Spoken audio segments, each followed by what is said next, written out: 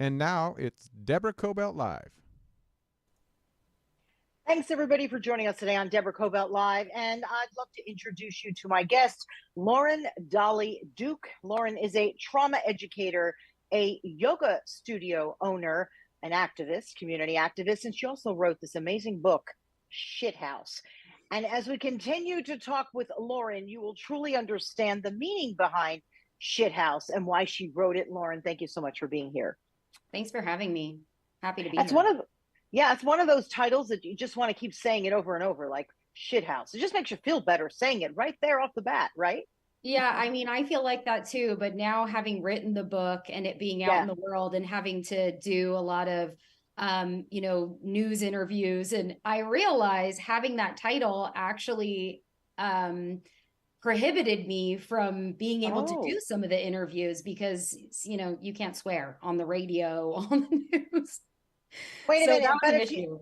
if you open up the dictionary, isn't that just like a normal word now? You know, Of the word course. Of and course, plus but it's you you've got like a little cigarette thing there. So it doesn't even say the word shit. It says the SH and something else T. All right, look, I've said it like 10 times on my yeah, own show. So there you go. exactly. Um, let's talk about this book. Why did you write it? I mean, that's a broad question because a lot happened to build up to that moment, right? Yeah, absolutely. Well, here's the thing is I knew since I was about 14 years old, 15 years old that I was going to write this book. Hmm. And I kind of grew up knowing that I wanted to be a writer. And I had, even at a very early age, I already had a story to tell because my dad had robbed a bank by the time I was like 6 or 7 years old. But I just remember when Wow. I was about like in my 20s, it really became about not having something so heavy and violent inside of me. It was an act of self-preservation and, in a sense, catharsis. So that's how it really started, is like I needed to be able to put this story and this information and all of these events that had happened to me somewhere outside of myself, so they weren't continuing to go deeper inside of me, because it was literally making me sick. I was having all sorts of health issues. So that's Hmm. really how I began to write it. But then I had this really amazing experience. While I was writing, I was sharing it with my community. I started hosting writing workshops with my editor. And so many people, I mean, we would just have like 50 people in these writing workshops. And the story and, the pieces of the story that I would share in the workshops, in my community, and on social media, they were actually really helpful for people. It was giving other people permission to write their story and to also recognize that they're not alone in the trauma and the abuse that they suffered in their lives, and that writing is actually a really healthy outlet. And so what started, just with me as an act of self-preservation, I really realized was cathartic for other people as well. That's why I ended up publishing it. Yeah. And, as I was reading the book, I thought, all of us obviously have some story to tell, right? Some clearly a little more and a lot more traumatic than others. Um, and I want you to go through a little bit of so much that happened briefly, if you don't mind, almost like kind of list some of the highlights of what happened, right? I mean, mom was an alcoholic. That's tough. That's tough right there alone, Yeah. figuring out. Also, when your parents died and passed away, um, uh, dad and all of that, robbing banks was just the tip of it. So could you sort of go through some of the trauma that you experienced as a young person? Yeah, I mean, to a certain extent, I feel like no one is immune from, shitty things happening to them and leaving a traumatic impression on them. Right. So, again, I'm not alone in this. And I know that my story is a little more dramatic than others, but I'm actually grateful for my story because it made me kind of a badass, like I'm resilient, I can get through things. But from the time I was a really young child, I had a mom who was a barber. She was a single mom. She chose, terrible men who were in and out of prison. My mom's been married 4 times. It was just stepfathers and boyfriends, in and out of the house. And my mom was gone a lot. And so as a young child, I already felt like my mom not being there was actually a result of her not loving me or that I wasn't lovable. So I was taking that narrative, that was like my core wound. And that narrative ended up playing out through my entire life. But my mom, in her own way, couldn't tolerate her reality because, you know, she wasn't getting what she wanted. And so anyway, she's a barber. She's drinking because she can't tolerate her own world. She can't attune to her children. She's choosing shitty men. We had this one stepfather, Lenny, actually he's Kenny in the book. And I still love him to this day. He's so endearing, but he was the town bartender. We called him the town drunk, or other people, the neighbors all called him the town drunk. And we got in a DUI car crash with him. That was kind of like an early, you know, one of the early experiences. He went to jail. Then my father, a few years later, he robbed a bank. He went to jail.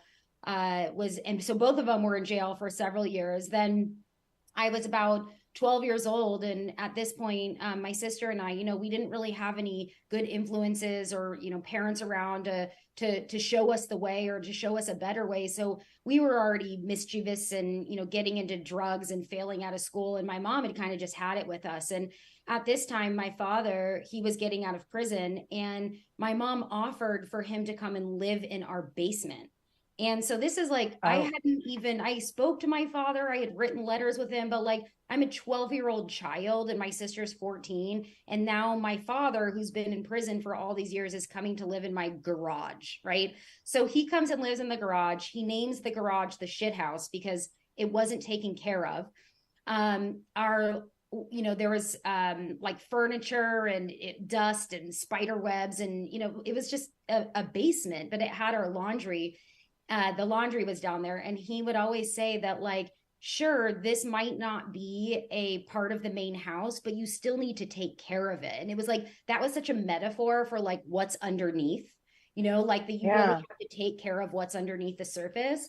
And anyway, so we called that zone the shit house, but we ended up spending a lot of time down there smoking cigarettes and shooting the shit. And my mom wasn't around at this time. She went and lived with her boyfriend. And so even though, like, obviously at the time I didn't realize what a terrible scenario this was, I was just like, this was my life, you know? Right. And then he was around for a few years. He brought us to a car lot, my sister and I, to a car lot, and told us to pick out any car, and made up this whole story about how he had published a book and this was going to be his parting gift, and that he had cancer and he was going to die. I mean, this crazy story for two girls who are so young. So we're just like, oh my we gosh, don't even know how to process it. We're just going along with it. We end up at this car lot, buy these cars with him, which now in retrospect, I'm like, that would never happen now, because if you don't have the money, you're not getting the car. Like, it has to be, your bank account has to be validated. So we drive off the lot. Wow. I'm in one car, he's in another car, my sister's in another car, and we don't see him for a very long time. And we were hiding these cars from my mom. That was the deal. I mean, it's just like the story goes on and on and on. So you get the gist. Wow. The bank robbery, when he did that, right? Yeah. Like, how did you find out about that? That's just such a crazy thing. I mean, because this was your normal, gosh, I have another question. It's all like 5 questions jumbled up into one, because it's so incredible to me. I almost don't know where to begin. Did you sort of know this was kind of not the norm? Or was it just your norm, so it became the norm? I grew up in chaos from the very beginning. Yeah. So in my own head, this is what was normal. But I started to, when I got a little bit older, like 6, 7, 8, I really started to form an identity that was beyond the identity of my own family.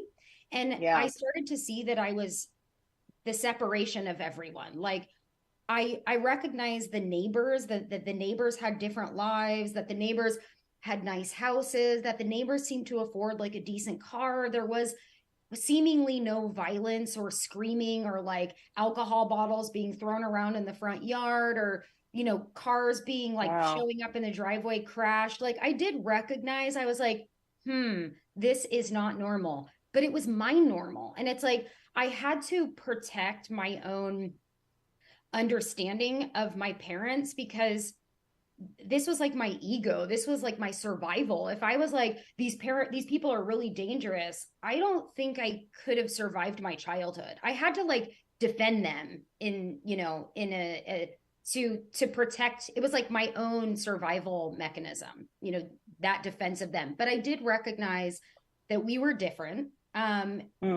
And that I didn't want to be different. I just, when you're a kid, you just want to fit in, you know, and I didn't. Yeah. And sort of pretend that everything's okay, right? Yeah. Like you go to school and sort of pretend that, oh, everything's fine. And that's what I mean. And you're, yeah, that's a tough place to be. So then how did you sort of escape this whole scenario? I mean, clearly you acted out, right? But then what was that moment? What was that defining moment where you decided, no, I'm not going to live like this. This isn't going to be my story. How did that happen? Yeah. I mean, I do think that was an evolution, but I remember a moment, you know, definitely from the time I was really little, movement was the thing that was able to extract me from the violence that was happening inside of my house and the craziness that was happening inside of my house. Like I remember being 6, 7, you know, 8 years old, and there would be my mom and her husband, they would be fighting, and I would literally take off running outside of the house, and I would run miles all the way down through the beach up onto the top of this mountain, and I would stand on the top of this mountain as a child. Okay, like other kids I know this age were not doing this, but I recognized very early on that exercise and movement, there was something that transcended me out of this, you know, the story of my childhood and into someplace else. I couldn't articulate what it was then. I mean, now I can articulate it. You know, there's a different biochemistry that's happening when you're moving, you're kind of moving that energy, transcending that energy out of you, you know, into someplace else. But then when I was about 19, I went and took a yoga class. And this was like, this is what shifted my whole perspective, because I did the class. And at the end of the class, I'm laying in final resting pose, which is Shavasana. And it was the first moment where my brain and my body were not, because my brain and my body was full of my entire life, right? Which I didn't know was traumatic at the time. I didn't understand how that would physiologically and biochemically and psychologically affect me. But I was laying there on the floor in final Shavasana, and this was like, I felt at peace, which I didn't know that's what it was. I was like, whoa, you know, I felt like I was floating, like, wow. And that was the first moment where I was able to really recognize that I could go someplace else, and that I no longer wanted to be in this, you know, crazy, because I was following the path. I mean, this is generational trauma. I was just going down the same path as everyone in my family. I only knew what I had been taught. No one went to school. No one even graduated high school. You know, no one went to college. Everyone just had, you know, bartenders, barbers, construction workers, nothing wrong with that. But it's like, no one was like trying to like launch me somewhere else. Right. And I didn't have any, influence of people in my family who were teachers or who were trying to make something out of their lives. So I didn't know any better. So I was just going down the path and drinking and smoking and, you know, really exploiting my sexuality, which had a huge effect on me. I was carrying so much shame, which is why my body was like just always reeling, right? There was a lot happening inside of me. So that moment in Shavasana, when I was able to just be quiet and calm and at peace, all of a sudden that was the juxtaposition. I was like, oh, this is where I come from. This is what's available. And I need to figure out how to bridge that gap. I don't want to be here anymore. I want to be over here. Wow. So again, you said it's a journey, but isn't it always, right? So when you decided that, and again, it's not like you woke up at 9 o'clock one night and said, bing, it's going to happen. It took time to get there, right? But what were some of the steps you took? Clearly exercise, right? Clearly yoga. But how did you discipline your mind to go there? Because that's always the hard part, right? Like I've got all kinds of stuff going on. And sometimes it's really hard for me to discipline myself to do the right thing to get myself to the next step. It's really hard. There's like this little guy or girl on my shoulder going, because it wants to keep me there. So how did you where'd you get the strength, I guess is what I'm saying. Yeah, I mean, it was really about educating my body. I don't really know. Again, this is an evolution. It's a process. Right. And even if you Of look course. at, like, you break down the earliest in old school yogic texts, they define yoga as yoga kshema, and it really, what that word, the those two words together, yoga kshema, it means the process of creating harmony. And so that process, it's like a process is something that happens over time, right? I had to start in my body. I couldn't start in my mind because there was so much in my body that I couldn't sit down and allow what was there to just percolate, because it was really scary for me. My body was not a safe place to be. So, starting with yoga and like exhausting myself physically to get to that place where I could calm my physiology and calm my mind, like that's what it took. And it took years of that. Like, I mean, my whole life until really in my early 30s, I had done that enough that I had really taught and conditioned my physiology and my nervous system, my mind body continuum. I had taught it a new way to be.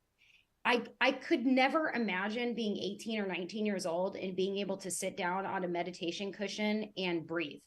But the more experiences I had in yoga, in breath work, in all of these trauma and education courses where I had moments of stillness, I realized that those states existed and I kept wanting to return to them. So slowly over time, I would practice, whether it's breath techniques, whether it's visualization techniques, a lot of breath work. I mean, breath work will take you to a whole other place. And once you experience the result of these states and you see that, like, oh, I'm capable of that, you want to continue to return there. You don't want to keep going back to the chaos. And it's like, again, this couldn't have happened overnight. I couldn't have like one day gone from like crazy chaos girl to next day having the capacity to sit down and be quiet. This is something that happened over like, 15 years or something like that. So I conditioned my physiology and built my physiology to orient in a new way to the world, which makes me see that, like, if I can do it, crazy person, anyone can do it. Yeah, no, what do you do if you feel like you're living with other people who sort of, it's hard to get out and do that? I'll give you an example. Let's say dieting, right? You live with people who do nothing but pizza and, Doritos all day. And you're thinking, man, I just got to do this broccoli thing and get myself healthy again. And it's really hard because you're being pulled in a different direction. What do you do if you feel like you're living with folks who are bringing you back to where you came from, but you've got to go forward? How did you handle that? Or were you off on your own at this point? I was definitely off on my own, but it doesn't mean that it's really easy, like how we're raised and all these patterns that we develop in our personalities and these behaviors, they become our default. And it is really hard to break those patterns, right? They're so deeply ingrained in us. I would say the first thing is you gotta get away from those people. If they're your children or like, then it's like you have to create a separation, right? And this is why they say that, when you're on this like healing journey, you need to, it can feel like you're swimming upstream because everyone is going the opposite direction. Right. And so that's why it's so important to surround yourself with a community. That's why like people in AA or NA or Al-Anon, they get so into it because there's a community that keeps them like integrated in the material. Or like, I mean, even if you look at religion, like religion comes from a Latin word that means religare, and religare means to bind. It means something that you feel connected to, that you can kind of fall back on, that helps remind you what your vision is, right? And that's really about discipline. And the other thing is, like, I often I am pretty disciplined with my exercise, and people are always like, oh, you must really like that. No, it's not fun. I don't enjoy running. It's the worst.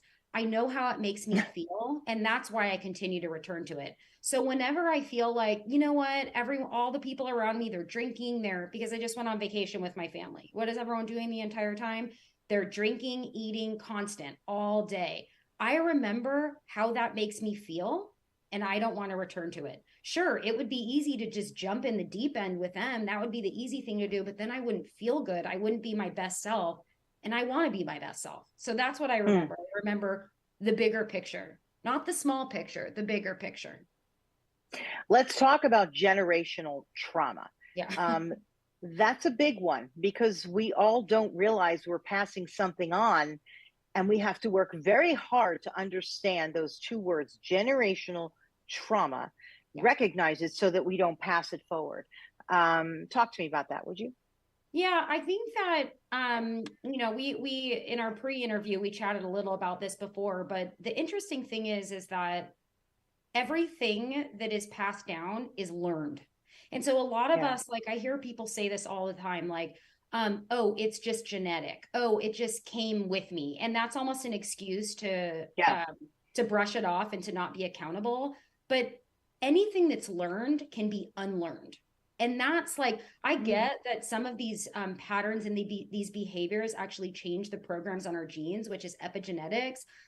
But also when you can become aware of them and not, they're not in the driver's seat of your life. Like the second you become aware, oh, that's how my mother is and that's how her mother is. I don't want that to be the motivator of my life anymore. Then it really becomes about awareness, because your awareness is how you're going to break any pattern. And we can't help what the transmission of our ancestors were, whether it's our parents, our parents, our parents' parents, our parents' parents' parents, like they're all going to transmit their ideas about the world. And unfortunately, we're vulnerable to taking that information as truth. And I think the more we educate ourselves on this topic and how we're all affected by it, the more we're like, I've learned this. Actually, this isn't the only way. This isn't actually even the truth. I mean, that was like a big revelatory moment for me, is when I realized like, oh, wow, everything I've been taught is actually a bunch of bullshit. And that I can be in the world in a new way. But again, it's really hard because we're so reflexive, and that's what keeps us suffering. And so the second that we become aware of our reflexive tendencies, we can make a choice. Oh, I don't want to go back there. That means all of a sudden, these patterns that were in the driver's seat of your life are no longer in the driver's seat of your life. You're in the driver's seat of your life, and you get to steer the arc in a sense. But it's hard. You have a family, yes? I do have a family, yeah. Okay. So how do you talk to them about this so that, they understand what you've been through? And because let's face it, we all just sort of fall back, at least I do, onto behaviors, as you said, that is very familiar with us. So how do you talk to them about this, about, look, mom is just, you know what I mean? How do you do that? How do you handle that? Well, I chose to not have children, which is most likely probably a result of my past, right? I was like, maybe I don't want to pass this on. Go ahead. Right. But even any young people in your life, like how do you talk to them about that? Like, so they recognize you, anybody in the family, so that they realize that you're working on something and you don't want to have to fall back. You know what I mean? Of course. Yeah. I feel like for me, and I feel like my path in this life is to kind of be like a living testimonial of like how you can turn things around and how you can change things, evolve your life, transcend your life. All of my friends have children, and I do feel like my generation is trying to be more mindful about what they're passing on to their children, but then that's having a whole other effect on this generation of children, because I feel like they're getting helicopter parented, trying to make up for what our parents did to us. So the one thing that I'm always like, my brother, the second he's 9 years younger than me, and the second that he graduated high school, I'm like, you're going to travel. And I paid for him to travel the world because I wanted him to see there was so much more than where we came from. And I'm telling you, that changed his life. Having a big perspective of the world outside of our house, outside of our, tiny, like blue collar town, his mind was blown. He'll never go back. He's living his dreams. And so for me as an educator and as a yoga teacher, I really, sorry about that. As an educator and a yoga teacher, I try to be that, like the archetype of change. And I try to show my friends' kids that like you can be anything you want. They all think I'm kind of wild, but like, I think they're also inspired and influenced by me. Like, I'm someone who comes from nothing. I wrote a book. Like, I'm in graduate school. I finished college at 39. Like, it's never too late to turn things around. So I just try to be like a living testament to that. You do workshops. You're a big believer in writing down your thoughts and writing workshops. Of course, you do the yoga. Talk to me a little bit about what you do to help folks, with the writing workshops and everything else. Yeah, I mean, right now I'm not leading a lot of writing workshops, but I am teaching, the writing workshops were always, I would lead these workshops called Whiskey and Write. And so we would invite all these people to come out, and it was really like a writing community. And I think just the community in and of itself is what really, like building that community around writing really help people recognize how they're not alone in their experience. And the cool thing is now, even though I'm not leading those writing workshops, there's another person that was a part of our community that's now doing Write Club. So he's kind of passed, like we've passed the legacy on to him, and he's continuing it because it was really therapeutic for people. Like I said before, and there's actually a lot of empirical research about therapeutic writing and how effective it is for trauma, because you're literally able to take these stories out of your own body and put them on the page and look at them over and over and over again, which kind of forces you to like process it and reorganize your own experience around it. Because I know for me, writing my stories over and over and over and over, and also in going through therapy in conjunction, with writing my stories, it helped me reorganize the things that happened to me. And my stories there's a silver lining now. Whereas a long time ago, when I was writing my stories 10 years ago, I was the victim, and now I'm the hero, like, of my own story. And I think that writing really helps you to get there, especially when you're working with professional writers, because we're all looking for the hero's journey, and it's really hard you read my book, like I'm not a victim in the book, and it's hard to read a story where you're a victim. And when you're a victim, unfortunately, that's a trauma state. It's like it keeps you in this disempowered state. And so I think for me, one of my like bigger missions and bigger goals is to be able to get people to kind of rise up out of that state and recognize how they can advocate for their own mental health, whether it's through writing, whether it's through yoga. Like, yoga for me is not really so much about the yoga as much as it's about it's become a nervous system lens for me. So I use the yoga platform and the yoga lens to be able to educate people about how their bodies work and about how trauma actually affects their bodies and how they can actually reprogram those effects through practices like yoga, breathing techniques, meditation, visualization. So I don't think that my yoga is very trendy, and it's easy for me to get people in the door if I call it yoga, but really it's like an entire mental health workshop, every single class that I teach. Yeah. Retreats too, right? Yep. Yeah. And retreats are another opportunity for people to actually spend, 4 days to a week integrating the information and also building a community around their like-minded mentality, right? So you might come out of your house and there's like all this stuff in your house, and there's a lot of influence from other people living in your house or your family. And then you go over here and you integrate yourself in this community and in these teachings and these practices for 4 days. And there's a real transformation. Like, you spend enough time in the work and with the people that you recognize there's a new way to live. There's a new way to think. There's a new way to integrate. There's a new way to commune, to connect. And I think it's really like transformational for people, because you literally get to live your life in a different way for several days versus whatever your propensities are in your everyday life. I want to read 2 excerpts, if you will, from the book. This one, and we're going to dial it back a little bit, if you will. But one is about dad and one is about mom. But this one, I thought about mom dragging her 3 little kids around like luggage with no wheels. I thought about all the makeup, the hair dye, the red painted nails. I thought about the men coming and going. I felt sad for her. But at the same time, I didn't want to think about mom's problems. I wanted to be a kid. Now I'm reading that for a reason, because you've come so full circle. May I read another one about Dad? Yeah. Every week, Dad and I scavenged the neighborhood. Some parents played baseball with their kids and took them to the movies on the beach.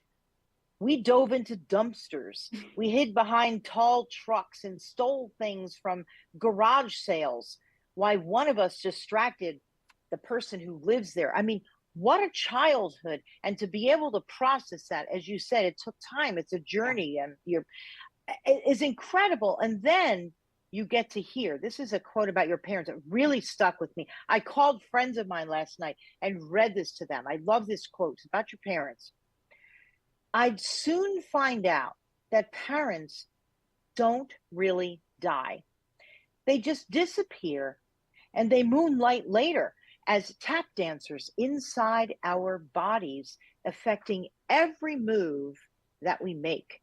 That was so powerful to me, that is the most beautiful quote to think about, the effect that your parents have on you. They are always there, because my parents left me, and it has been very hard. I know it's a circle of life. I get all that, but I think because of trauma, I sometimes relive things myself, and that's hard. But when I read that, I thought it was beautiful. Could you tell me the meaning behind that quote, please? Yeah, I think actually it's really just, as you read that, I'm like, yeah,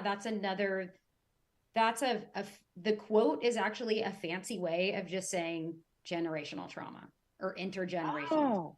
That's really what it is. It's like, it's extrapolating on that, because that's really what happens when people talk about, this is like, the nebulous piece of trauma. But when people are talking about trauma, they're always like, seemingly wanted to talk about this, one big event, this one big thing that happened. That's not what we're talking about. We're talking about the way those events affect our mind-body system, affect our psychology, affect our physiology, affect our organs. I mean, it's just like, it's beyond when you really start to understand anatomy and the vagus nerve and the nervous system, how these events, these things that we've learned from our parents, every single thing that's ever happened to us is constructing a body, and that's what's like,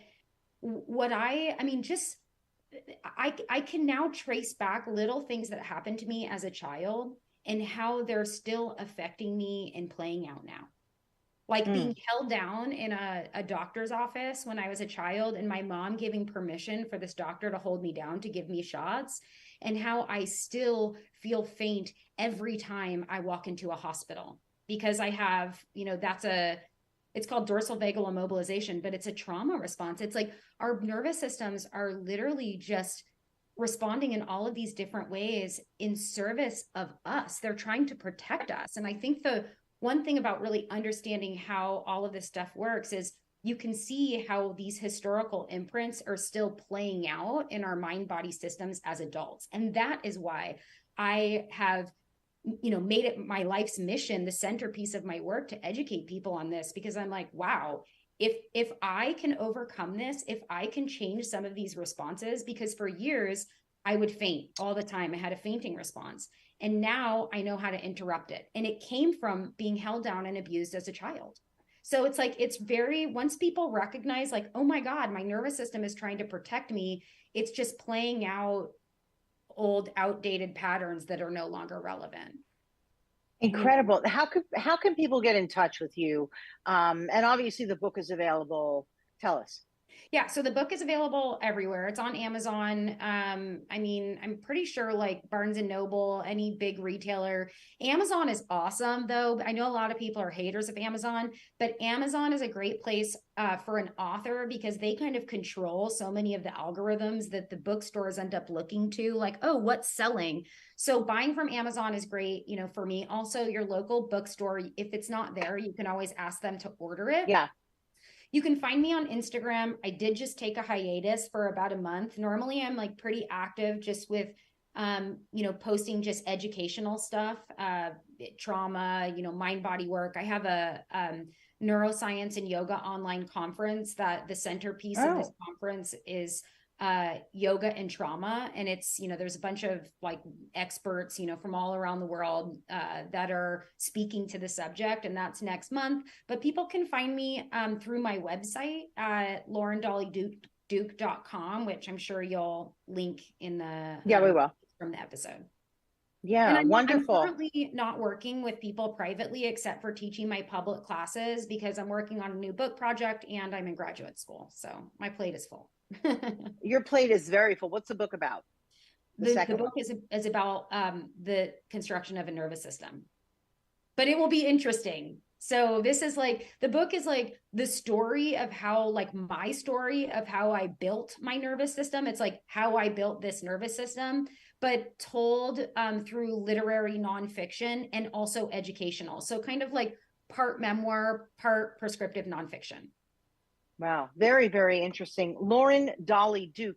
I've really enjoyed very much talking to you. Maybe I'll give you a shout out if I come up your way anytime soon. And I'm also interested in what you're offering next month too. So I'll give a shout out to that too for people to sign up. So thank you very much, Lauren. And thank you everybody for joining our show, Deborah Kobylt Live. You can find us everywhere on YouTube, Facebook, Instagram, and then as an audio version, our podcast is just about anywhere you get your podcasts. iHeartRadio, we're on Apple, Amazon. Just put in our name, you'll find our show. So thanks a lot for supporting us. Please tell your friends. See you next time. Bye-bye.